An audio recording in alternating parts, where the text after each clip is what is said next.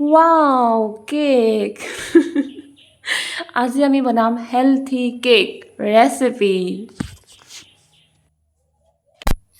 নমস্কাৰ welcome to my blog আৰু এয়া দেখিছে নহয় কি কৰি থকা হৈছে মায়ে পিঠাগুৰি চালি আছে মই মিক্সিত খুন্দি দিছো মায়ে চালি গৈছে আৰু পিঠাগুৰি খুন্দিছো এই কাৰণে মোৰ ৰেচিপি দুটামান বনাবলগীয়া হৈছিলে বহুত দিনৰ পৰা বনাম বুলি আছিল কিন্তু পানীৰ বাবে একো তেনেকৈ কৰা হোৱা নাছিলে সো আজি ষ্টাৰ্ট কৰি দিলো আৰু এনে মায়ে পিঠাগুৰি খুন্দা হৈ গ'ল আমাৰ তাৰপিছত মাক মানে মই গেছতে ভাজিবলৈ কৈছিলো দেই ইমান গৰমত জুই জ্বলাব নালাগে বুলি কিন্তু পিঠাগুৰিখিনি বেছি আছিলে সেইবাবে মায়ে ক'লে যে জুইতহে বনাও নহ'লে দিগদাৰ হৈ যাব ভাজিবলৈ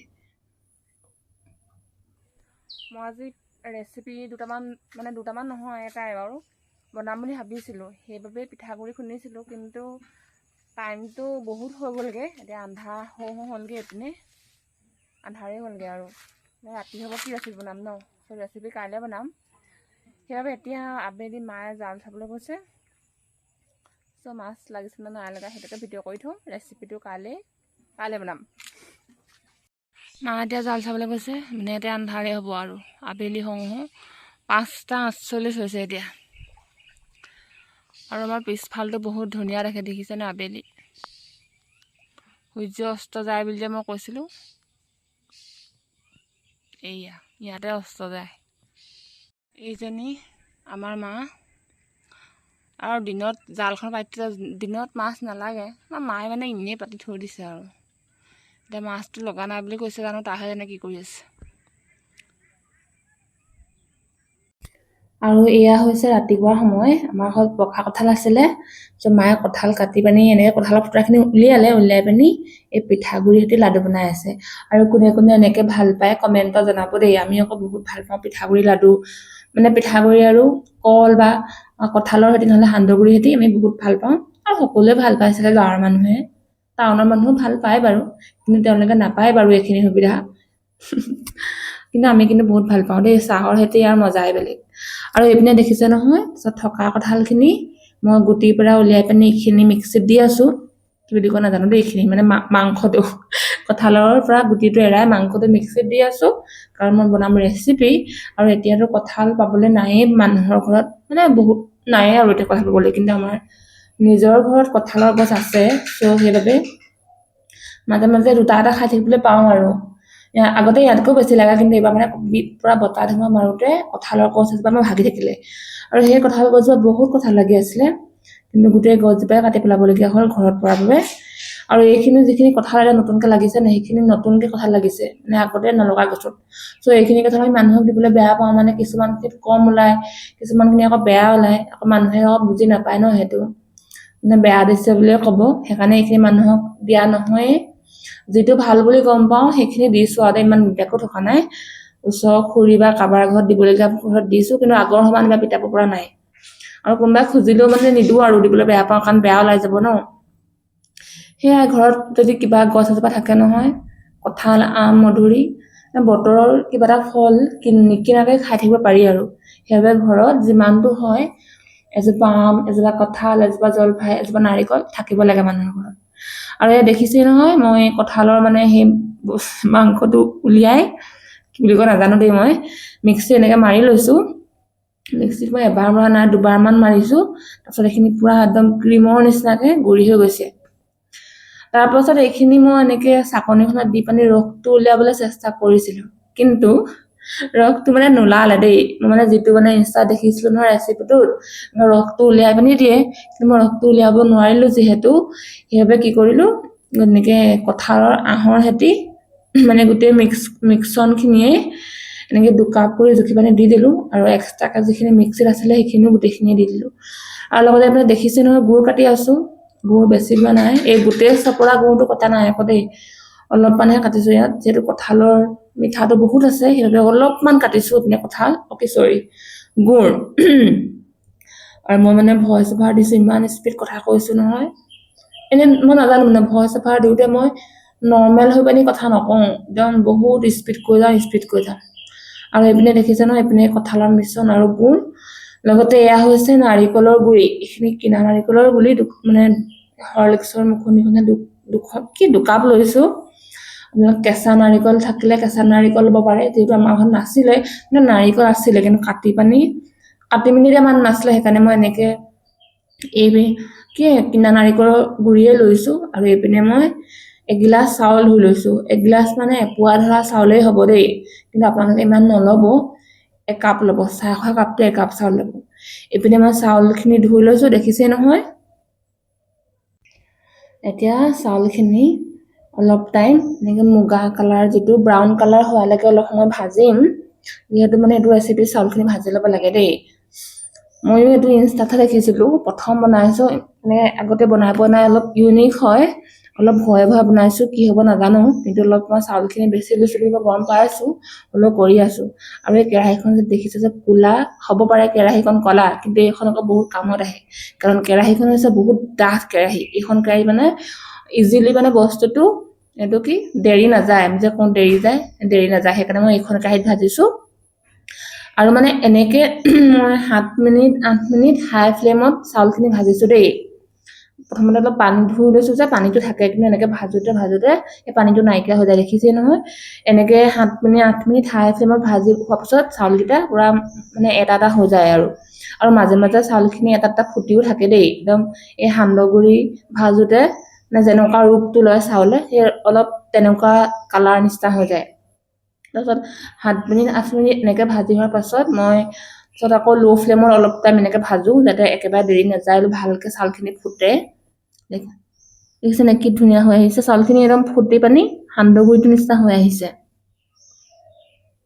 এইপিনে চাউল ভাজি হৈ গ'ল, মই চাউলখিনি ঠাণ্ডা হ'বলৈ দি কলপাত এখন কাটি আনিবলৈ গ'লো, কিন্তু অলপ ভয়ে গৈছো, যিহেতু দুপৰীয়া সময় আৰু এতিয়া পানীৰ দিন যে সাপবোৰ উঠি থাকে। কলপাতখন লাগে, মানে এনেকে কেকৰ টাইপ বনাম যে টিফিনটোত কলপাতখন দি ল'ব লাগে। কলপাত কাটি ল'লো, কিন্তু কলপাতখন কাটি পিনে মই বাতিটোত নোজোখাকে কলপাতখনৰ শ্বেপটো দিবলৈ নিজে চেষ্টা কৰি আছো দেই। এইটো মানে যিটো জধামূৰ্খ কাম। কলপাতখন কাটি পানি মানে বাতিটোৰ চাইজটো নিজে মানে নুবুজাকে কলপাতখন মই কাটি থাকিবলৈ চেষ্টা কৰিছো, যাৰ ফলত মানে কলপাতখন ফাটি চিটি গৈছে। কিন্তু মই আকৌ বেলেগ এখন নাকাটিলো আৰু এলাহত, আৰু মোৰ কলপাতবোৰ কাটিবলৈ এনেই অলপ বেয়া লাগে। ইমান তেনেকে কলপাত নাই বাৰু ঘৰত, আগৰ নিচিনাকে কলগছবোৰ নাই, কাটিব লগা হৈছে চব। আৰু এবাৰ কলগছ কটাৰ পাছত যিহেতু আকৌ নহয়েই, এয়া দেখিছো নে মই কি কৰি আছো, কলপাতখন কাটি থাকিবলৈ মানে কলপাতখন শ্বেপ দিবলৈ ট্ৰাই কৰি আছো, কিন্তু ইমান ভালকে পৰা নাই, ফাটি গৈছে। আৰু আমাৰ ঘৰত চুৰিও যিখন নহয়, সাৰ কাটিলেও চাং নাকাটে। আৰু এইপিনে অলপ পানী গৈছে আমাৰ আগতকে, আমাৰ যিহেতু বাৰীত অলপ পানী সোমাইছিলে, বহুতখিনি সোমাইছিলে, কিন্তু যিডোখৰত মই থিয় হৈ আছো সেইডোখৰতকে বহুত। কলপাতখন অনাৰ পাছত এইপিনে মই টিফিন বাতিটোকে লৈছো কেকৰ কাৰণে, যিহেতু বেলেগ নাই কেক বনোৱা বাচন আমাৰ ঘৰত। টিফিন বাতিটো লৈ পিনে মই যেনে তেনে কলগছৰ পাতখিলা জুখি যেনে তেনে শ্বেপটোত কাটি ললো, মানে যাতে কলপাতখন বাতিটো সোমাই যায়। আৰু তেনেকে অলপ টাইম চেষ্টা কৰি ফাইনেলি কলপাতখন টিফিন বাতিটোত ফিট কৰিলো। আৰু অলপমান টাইম লাগিলে, দেখিছে ন ধুনীয়াকে ফিট হৈ গ'ল। তাৰপাছতে চাউলখিনি ঠাণ্ডা হৈ গ'ল, সেইবাবে মিক্সিত এনেকে দি পানি এইখিনি গুড়ি কৰি ললো। আৰু গুড়িটো বহুত ধুনীয়াকে হৈ গৈছিলে, যিহেতু ভাজটো ভালকে খাইছিলে, সেইবাবে গুড়িও মানে বহুত ধুনীয়াকে হৈ গৈছে।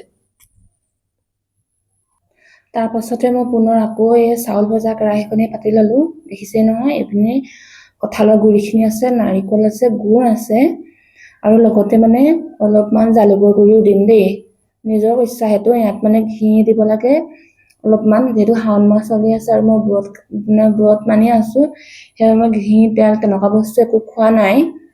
আপোনালোকে দিব পাৰে ঘি, আৰু লগতে আপোনালোকে ড্ৰাই ফ্ৰুটছ দিব পাৰে, যেনেকে খিচমিচ বা কাজু।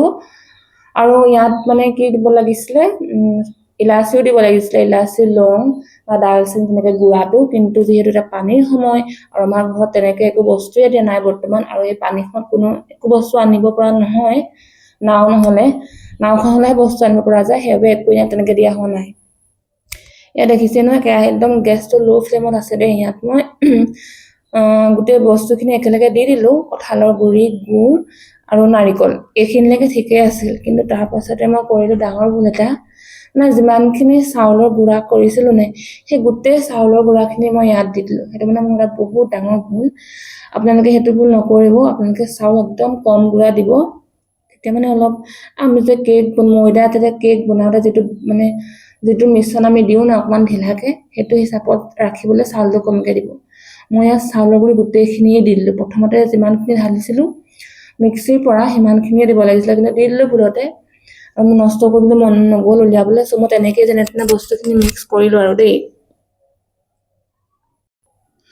তাৰপিছত এয়া মিক্স কৰিয়ে মানে ঠাণ্ডা নোহোৱা আগতে অলপ টান হৈ গ'ল। আপোনালোকে মানে মই কৈছোৱে নহয়, আমি যেতিয়া মানে ময়দা কেকটো বনাওঁতে যেনেকৈ মিশ্ৰণটো অলপ ঢিলাকৈ থওঁ তেনেকৈ থ'ব। মোৰ এইখিনি অলপ টান হৈ গ'ল, একো নাই, তথাপিতো নতুন যিহেতু। চ' মই বেটাৰখিনি একদম লগালগ গৰমে গৰমে এনেকৈ টিফিনটোত ভৰাই পানি সমান কৰিবলৈ চেষ্টা কৰিছোঁ। আৰু এনেকৈ অলপমান টাইম লাগিলে এইখিনি এনেকৈ কৰি পানি ধুনীয়াকৈ হৈ গ'ল।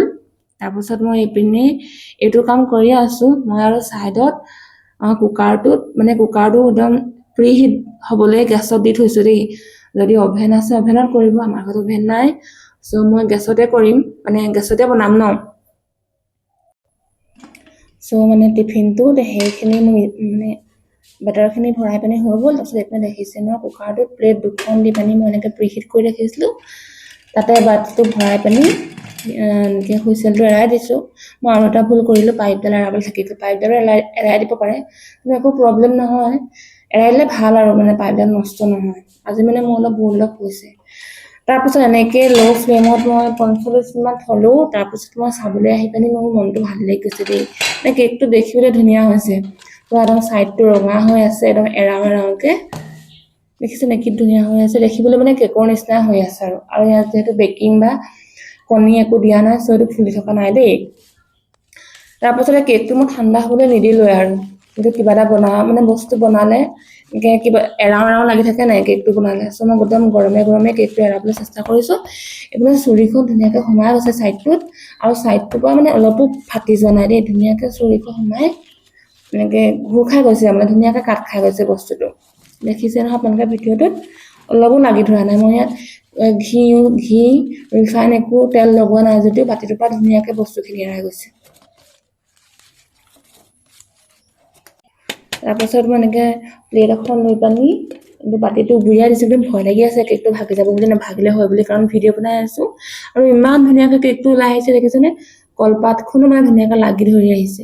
আৰু কেকটো একদম দেখিবলৈ একদম কেকৰ নিচিনাই, যিহেতু কেকৰ নিচিনাই হ'ব ন। আৰু ইয়াত যিহেতু কঁঠালৰ গোটেই আঁহখিনি সৈতে মই দিছিলোঁ, চ' কঁঠালৰ অলপ আঁহটো আছে কাটোতে। আৰু এইটো একদম হেল্থি কেক হয়। চুগাৰ থকা মানুহেও খাব পাৰিব, আৰু কণী নোখোৱা চেনি নোখোৱা চব মানুহে খাব পাৰিব। ইয়াত একো ময়দা নাই, ৰিফাইন নাই, চেনি নাই, চ' হেল্থি কেক আৰু এইপিনে এয়া মই চাহ একাপো বাকি ল'লোঁ, যিহেতু খালীকৈ খাব নোৱাৰি ন। চ' তাৰপাছতে 2 ঘণ্টামানৰ পাছতে মোৰ আকৌ ভোক লাগিলে দেই। তাৰপিছত ব্ৰত আছিলে সোমবাৰ, কিন্তু মোৰ ভোকটোও লাগি আছিলে, গাও ইমান ঠিক নহয়। চ' কঁঠালৰ গুটিখিনি আছিলে, বাকলি গুচাই সেইখিনি বইল কৰি ল'লোঁ। আৰু বইলত মানে বেছিকৈ সিজাকৈ কৰিছোঁ, যিহেতু মই বেছি লগাই আছোঁ। জলকীয়া নিমখ লগাই এনেকৈ খাই দিলোঁ। আৰু আজিলৈ ইমানেই, বাই।